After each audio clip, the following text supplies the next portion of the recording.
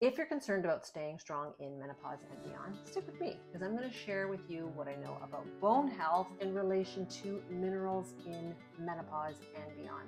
Minerals in your nutrition.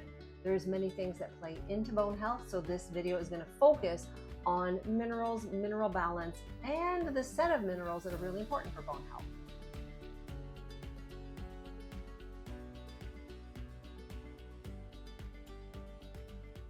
This is a really important topic for me personally, so I wanted to bring it to you because I've been diagnosed with osteopenia, which means my bone density is lower than normal. So mineral balance is going to be important to me, as it will be for many of you going through this journey that we're doing together. And if you do have osteopenia like me, let me know in the comments if it actually came as a shock for you. It came as a shock for me. I thought I mitigated a lot of the risk factors, like smoking or excessive alcohol use, but I had tons of stress, and there were times protein wasn't adequate in my diet. I had early menopause and genetics, so I guess this all created a perfect storm for my bone mass to go from being stellar at 50 to osteopenia as I reach towards 60. I'm a little not happy. So we're going to make space in this video for 4 minerals that will support your bone health in menopause. We'll talk about their importance in your life as we age. And if you are interested in talking about all the things we need to make space for as we push through the menopause transition and beyond, then I would love it if you stick with me here. Please subscribe. Let's define what minerals are. Simply put, minerals are inorganic nutrients, substances, molecules that regulate and build things in the body, and they are needed by our body in teeny tiny amounts. Minerals support enzymes and they support hormones. You've probably heard a lot about magnesium and PMS, for instance. And you probably know that you need minerals to build bone and to keep your teeth nice and strong, but minerals also help you control blood sugar. They help with nerve transmission and move oxygen around your body. Pretty cool. Now, before we get into minerals and bone health, I want you to know that there's 2 categories. We have major minerals and we have trace minerals. The major minerals are the ones that your body needs in relatively large amounts. So you're going to think calcium, chloride, magnesium, phosphorus, sulfur, potassium, and sodium. The trace minerals are just what they sound like. We need them in teeny tiny amounts. And those include iron and iodine and copper and manganese and selenium and chromium. Now, our bodies are well designed. They are made to keep things in balance or to always fight for balance. So over supplementing minerals or supplementing one over another can throw off the balance. And yes, you can have too much of a mineral. Let's talk about where you actually can get them. And the most obvious is food. And I think the second most obvious is supplements. Most foods in our modern world have minerals, whether they occur naturally or whether they are fortified through the processing treatment of the food. Minerals are naturally part of some foods, like the calcium in your milk or magnesium in plants. It's just part of the makeup of the food. A little caveat here is that we do have to absorb the minerals that we take in. They have to be available for our body to take them in, and our digestive system has to be able to absorb them as well. This relates to gut health. And minerals are kind of cool because they have their own different rates of absorption. Sodium itself can be 100% absorbed in the body, where other minerals like calcium can only be taken in a percentage. Things that you eat can enhance or block mineral absorption. So when you eat something like an iron supplement with vitamin C, that enhances iron to get into your body. When you take mineral supplements with tannins like tea or coffee, that's going to block your minerals. And there's other foods that do that too. This is where some of them get a bad rap. Foods with phytic acid, oxalates, your greens, etc. Another caveat is that your body needs adequate protein to be able to take these minerals and move them from your cells in the lining of your gut to other parts of your body. So adequate protein is needed to be able to move minerals around your body. And if you are not getting adequate protein, like I used to be like, then there's other things that can happen as well. I do have a video on how much protein you need in menopause, and it's a guideline. All of this is a guideline. Let's get into 4 minerals that build your bone. There's 3 main ones that you probably already know, and that's magnesium, calcium, and phosphorus. Here's a fun fact. Fluoride can help create stronger bone. There can be a tipping point with fluoride, though. When I was a dental hygienist, I went to some really interesting lectures by dentists who talked about the effects of fluoride on our skeleton. I can tell you they weren't all positive, especially if you were someone like me who grew up in fluoridated water.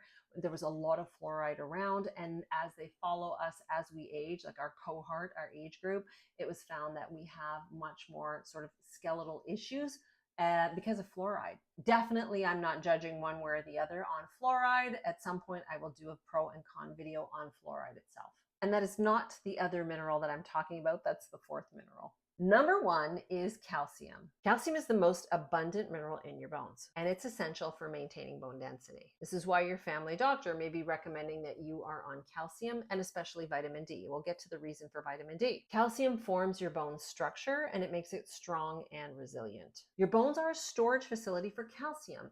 You need to have a certain amount in your bloodstream at all times, or your body will take it from your bones. So this is why having and maintaining calcium and other minerals is really important. When we don't, then our body needs to move some hormones around and then take that calcium out of our bones, and that leaves us with the potential for having weaker bones. And this is where we become more at risk for fractures. Postmenopausal women and older adults, and it's not just women, are more susceptible to bone loss because we are losing estrogen, and so it is more women than men, but we are losing estrogen or have lost most of our estrogen, our potent estrogen. And estrogen slows down the natural breakdown of bone. Bone is living, it remodels, it builds up, it breaks down, it builds up, it breaks down. When it comes to calcium supplements, too much may interfere with other minerals like zinc and iron and phosphorus and magnesium. This is where the increased risk of kidney stones can come from. But I've also read that this increased risk comes from not being hydrated as well. Here's things that can enhance calcium absorption. Probiotics like inulin and chicory root. So if you have had a dandy blend, there is some chicory root blended in there. Inulin is part of chicory coffee. I have some on my shelf. I try and squeeze out the coffee and drink the chicory because I know it's good for my gut and I don't need all that caffeine or a block to my minerals.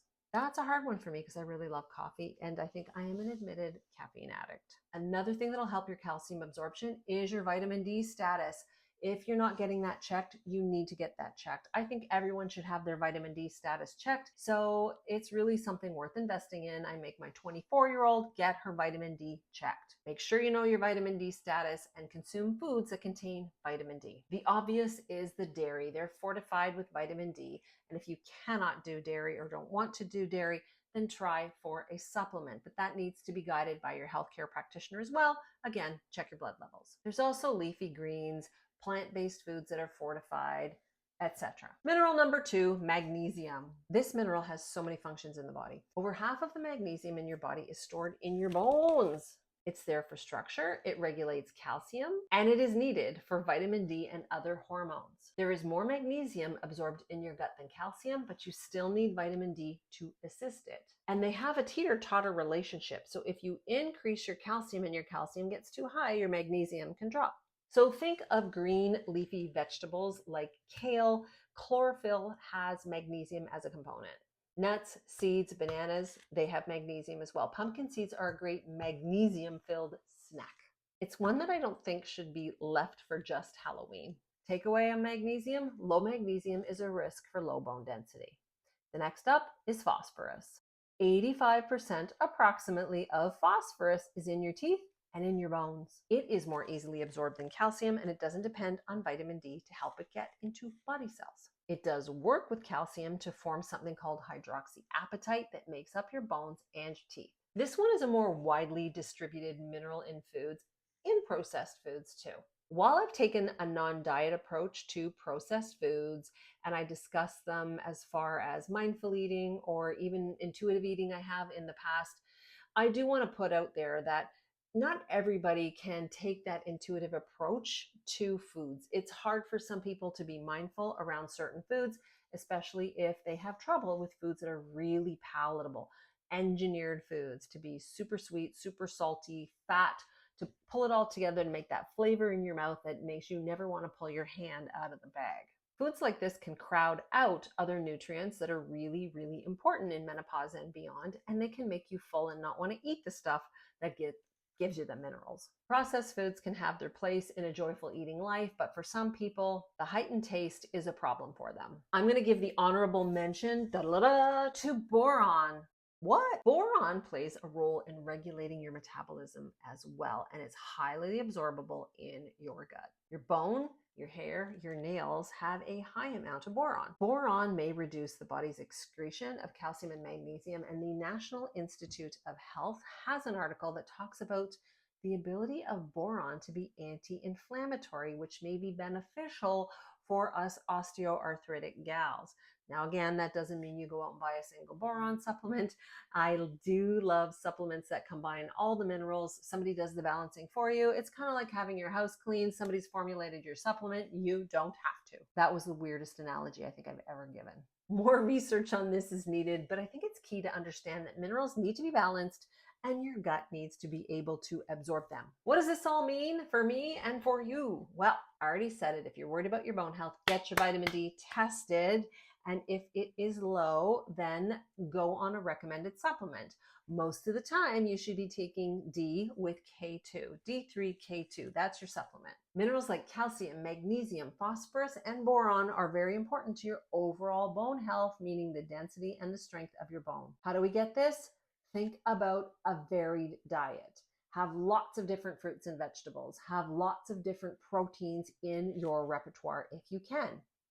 Even if you're cooking for one, when you focus on a rich diet of minerals, then hopefully you will stave off the progression of osteopenia into osteoporosis. Legumes, leafy greens, bone broth, and dairy if it fits you. Yes, bone broth. If you don't like animal products, you could still do a plant-based broth. Don't forget to think about teas too. Thyme tea is rich in minerals. Rosemary, I actually like to put herbs in my water. Some people call it structured water. I like infused water.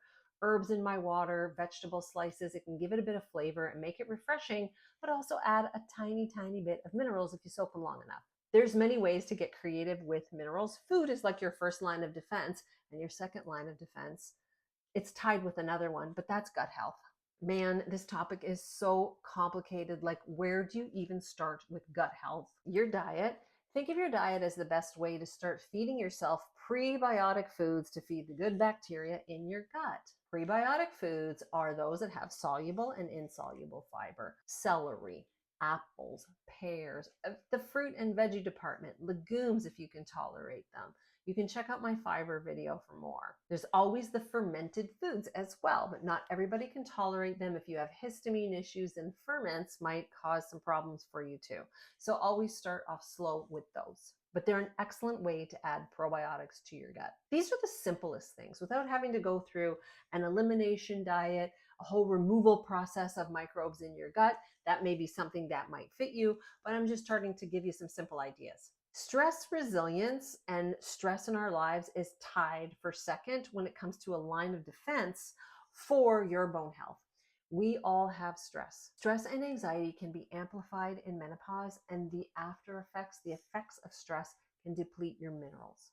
I wonder if this was part of my picture because my partner was killed when I had a little girl, and that was a really stressful time, and it was all leading up to perimenopause. Building your stress resilience through sleep, rest, relaxation, breath work, joy, meditation, social fun, all of it is part of the fabric of your life that keeps you happy and healthy. Get outside, walk, build your social circles, even if it is on YouTube. That can give you a nice warm feeling chatting with like-minded people, even on social media. But it's nice to meet people in person too.